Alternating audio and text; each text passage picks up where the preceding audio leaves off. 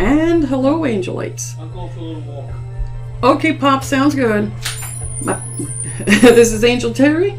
My dad's going out for a walk, and we're back here for some more Lords of Xulima. So, this is the third time I'm recording this because I've been having some issues, so let's keep our fingers crossed that it works. A few things I wanted to go over before we continue. Number one, let's see. So I was commenting about how Sir Roland's weapon has this -20 in front of the sword icon. Now, I had Googled to find the manual for Lords of Xulima, and the manual I found, which is the actual manual, very poor on describing what each of these symbols mean. So I went to look on guides that people made for Steam, and though they're not really in-depth, from what I found, the sword icon means attack power, I believe it is. And the negative in front of a number means that pretty much the weapon is unwieldy, you'll have trouble hitting, and things like that. Now, there is no indication of anything I read that says if you can make that number better. In one of the previous recordings I did that messed up, I had found a book for axes that I had picked up, and Ogatara uses axes. Now, right here, she has -15 for the attack by the sword. I used the skill book to give me another point in axes. That number didn't change. So my assumption is either it's another stat that I don't have that makes it go up, if it's multiple stats in axes, or it's just a straight up number because since it's a two-handed axe, it's big, it's unwieldy. That's, just a thing. So I don't know. Secondly, bring up my inventory again because I just forgot. I had made a comment in my last video about the items, the Book of Life and the Amberian Diamond. I see that they're very expensive, but something was telling me like I really shouldn't sell them, and I'm glad I didn't.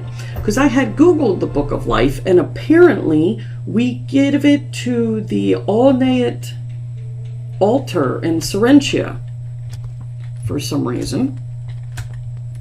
Yep, come on, honey. Start running. Oh, that's right. I don't want to hold the shift down. Can we go around this way?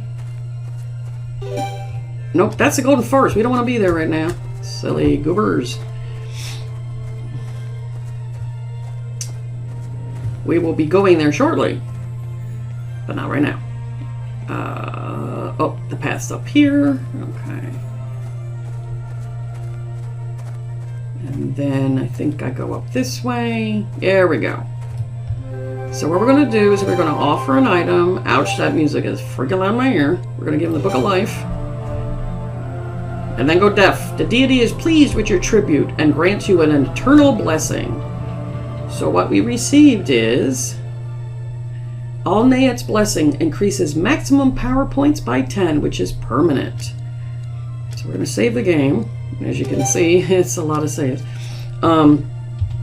So I'm thinking there's lots of other items. I don't know if it's one particular item that gives a permanent, but you can give other ones. Not sure. Didn't want to.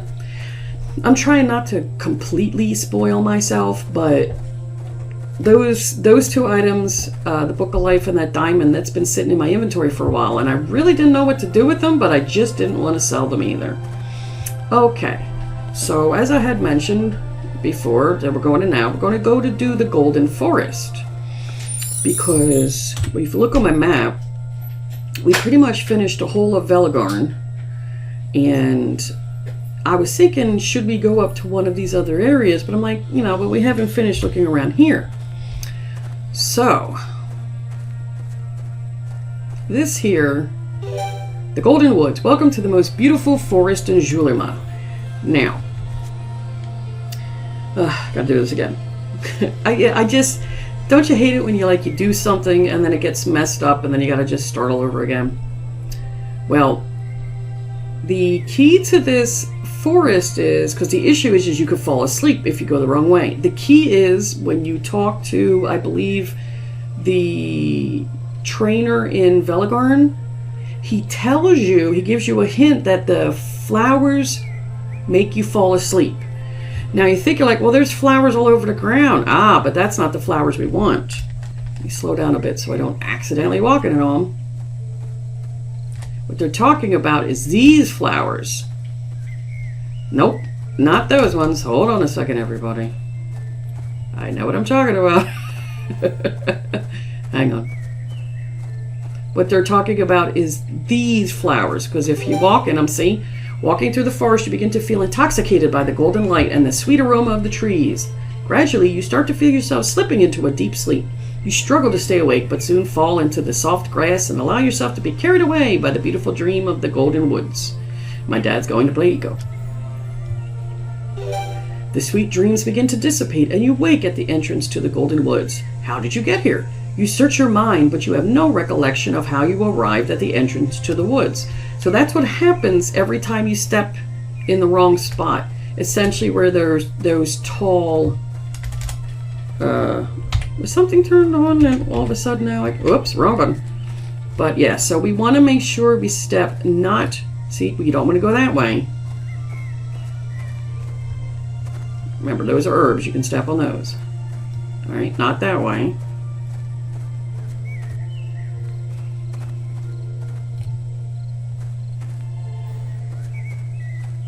Not up there. Oh, thank you. What? Oh! See, they're hard to see. That's my issue, because I'm like, okay, I see. It's supposed to be the long-stemmed flowers, is what they're saying. And of course, it's difficult for me because, like, I want to open up the entire map. Nope, I can't.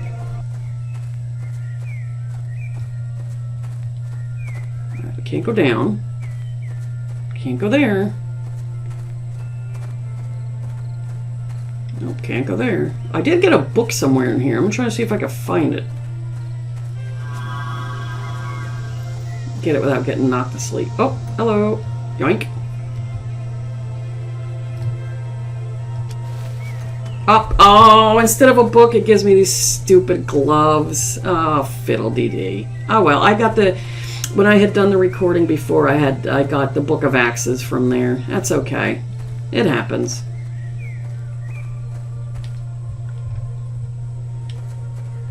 Alright. Hello. How do I get... Uh-oh. Oh, here we go. Okay, so you want to go north? Not that way.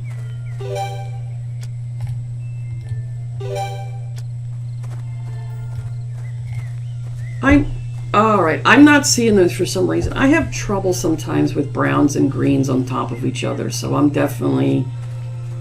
My eyeballs aren't seeing that. So I apologize if you're like, why'd you just go the same damn way again? Thank you.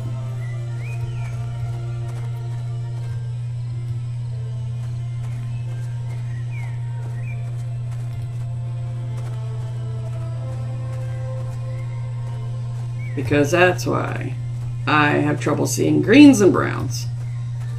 My sister's also red colorblind and she can't see greens well either. Right, don't go up. Not that way. I'm right. Ah! Hang on, don't you go anywhere. Ah, Book of Swords. Now remember, we can't save in here, so we gotta be careful. Yep. Up, not that way, because there's flowers there. I have to go through here, right? There should be a path. Aha! Organics, and then we should be able to save. I've got to turn my caps lock off. There we go. Let's save the game. Okay, so who do we have up here? Greetings. Odred the Hermit. The old hermit is very surprised to see you. Raising his rake above his head, he shouts, Where did you come from? Get out of here! These are my lands and you take nothing! Thieves! Calm yourself. We have not come all this way to rob an old man in a lost cabin. We are looking for information. My name is Galvin the Explorer. Galvin the instructor in Velagarn spoke of you, Odred. Upon hearing Galvin's name, Odred calms down.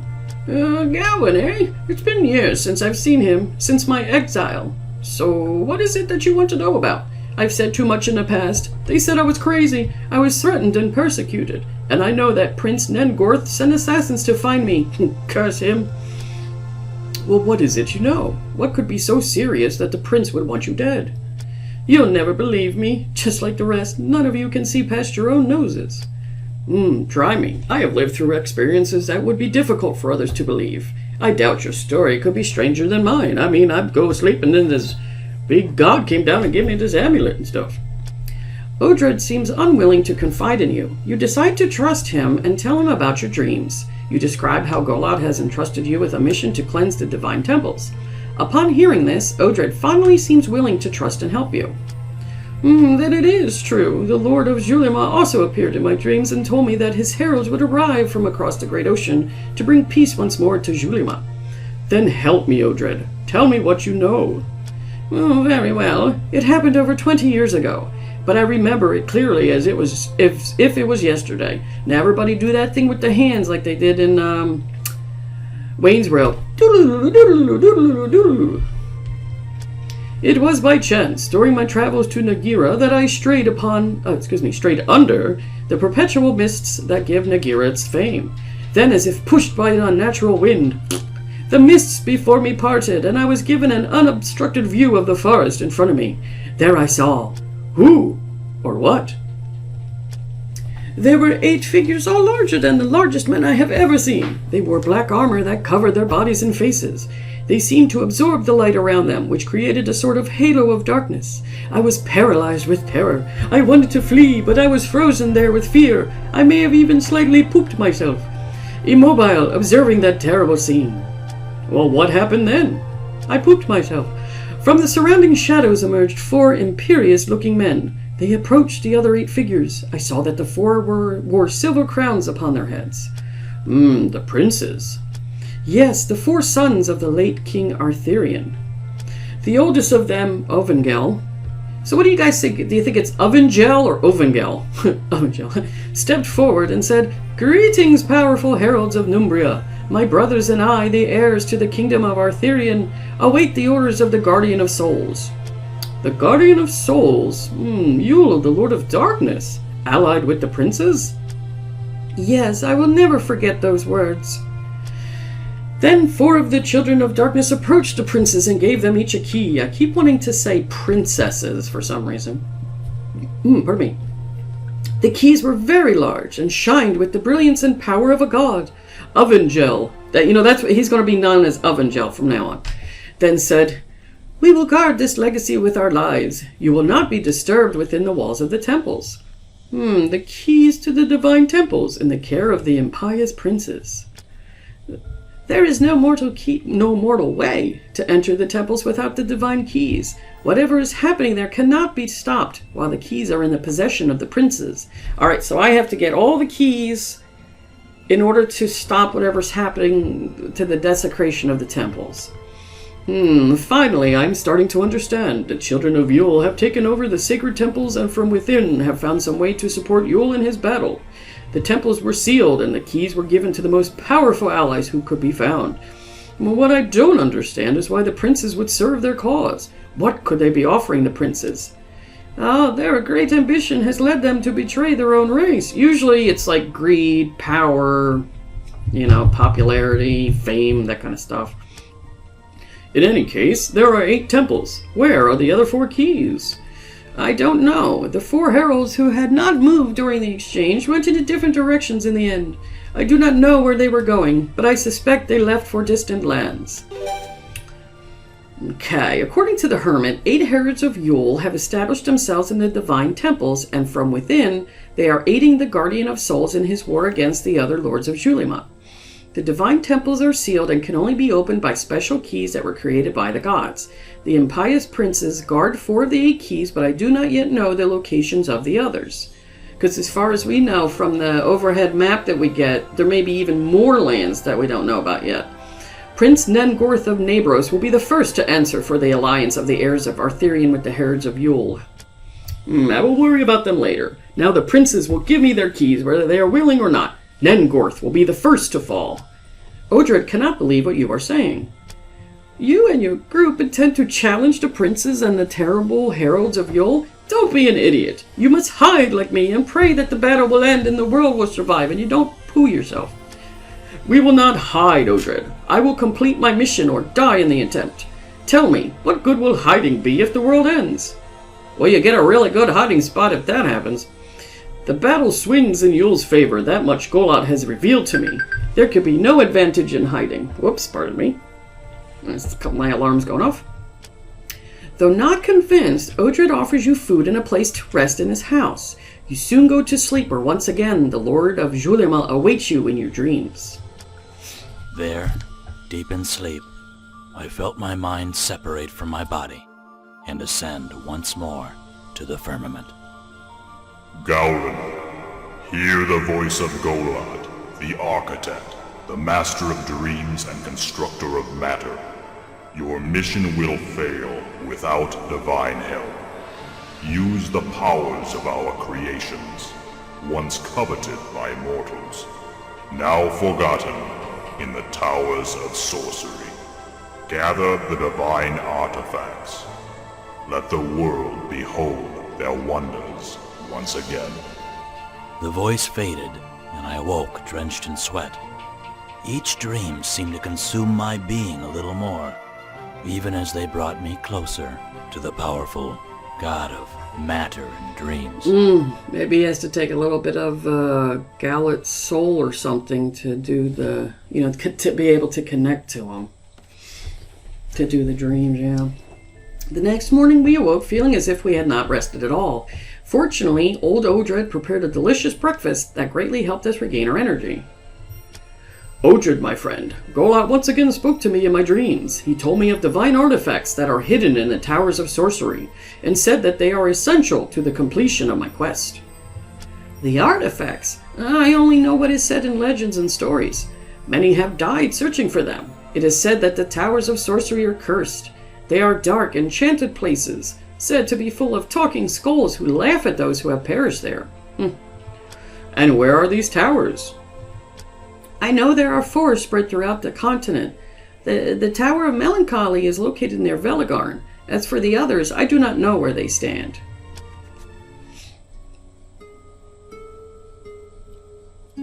Oh, look at that donkey. He's like, I ain't going that way, fool. Golod, the divine, once more appeared to me in my dreams and spoke to me in a deep and stern voice. He revealed that in order to complete my mission, I would require the assistance of the divine artifacts. Odred told me of the legend that surrounds these powerful artifacts that were created by the gods. In times past, the artifacts had been in the hands of man, but their abuse of power offended the gods. The gods built the enchanted towers and locked the artifacts within, protected by spells and traps.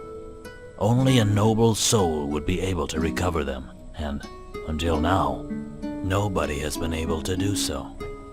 If I remember correctly, the first of the towers can be found in the middle of a small lake near Velagarn. The villagers there call it the Tower of Melancholy. Okay. So we definitely had to come here in order to progress the story, because without these artifacts, we ain't getting anywhere. Then we will make our way to the Tower of Melancholy. Thank you for your help and hospitality, Odred. Wait, I have something you will need. I have the first divine artifact, the Key of Golot. Without it, it would be impossible to enter the towers. It appeared in my hands many years ago. It is said that it is intelligent, and that when its keeper dies, it seeks someone new. Once chosen, the key will magically appear in the new owner's hand. I have never used it, but I have always kept it with me. I must give it to you so that you can make good use of it. It is clear now that it came to my possession so that I could pass it to you when we met. Odrid handed me the key. It glistened with a blue luster and was cold to the touch. I felt a slight vibration when it touched my hand. Odrid the Hermit offered me the first of the divine artifacts, the key of Master Golot. It is an enchanted key that can open the towers of sorcery. The key has passed through many hands. It is said that when the keeper of the key dies, the key passes magically to a new owner according to its own will. Well, in any case, the key is in my hands now. The hand of Golot is an ornate figure shaped like a hand. Go figure. It is made of a precious metal called brastino with embedded small skull-shaped gems that adorn the base of each finger. According to legend, it works like a key that allows access to the towers of sorcery long ago constructed by Golot, the master of works. Oh man, a lot of these commas look like periods. An inscription reads, "Only the hand of the maker gives you the right to know his work. Farewell, and may the gods bring you fortune." Thank you, timer. Okay, that was a lot to get through, so once again, let's save. It's only like, what, the third or fourth time I've flippin' done this. And now we got a book, but it's a book of swords. So you have 2 in swords, you have 3 in swords, and you have 1 in sword. I'm going to have you read the book. So now if I can get a decent sword, I'll give that to you. Okay, let's save again. Saving. All right. So when we get back, we're going to head to Veligorn. I believe I have a Veligorn teleport crystal, so I can use that, go back, and then we're going to go check out the, the Tower of Melancholy. So, this is Angel Terri. Thanks for watching, and I'll catch you guys later. Bye-bye.